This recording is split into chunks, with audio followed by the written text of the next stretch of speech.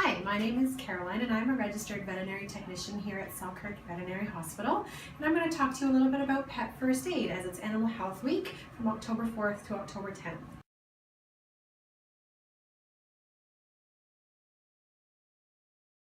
I'm going to demonstrate how to briefly bandage your pet on a leg if they have something like a cut pad or a torn nail or any type of superficial wounds on their legs that are accessible to you to bandage.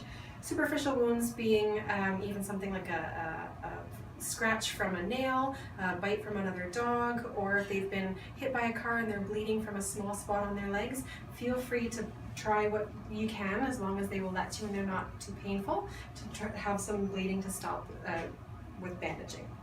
Take whatever you can from your first aid kit. You can take any type of gauze or even just a washcloth or hand towel, whatever you've got accessible to you at that time. The idea is to create a pressure bandage.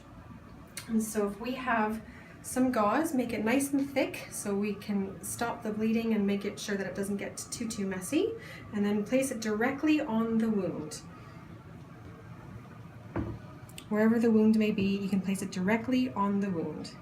And then we're going to take either our gauze from our first aid kit or our tensor bandage, whatever you may have at home, and we're going to just wrap this with a fair degree of tension on it so we can stem the bleeding.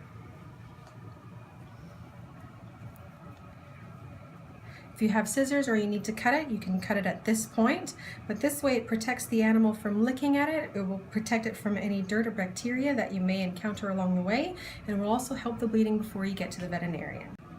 So along with bandaging also comes possibly the unfortunate instance where your animal may have broken its leg. Please do not attempt to splint the leg or to touch the leg. They are usually very, very painful. Please try to wrap the animal in the towel like we demonstrated before, protecting yourself and protecting the animal in a sling or a hammock and getting it to the veterinarian right away.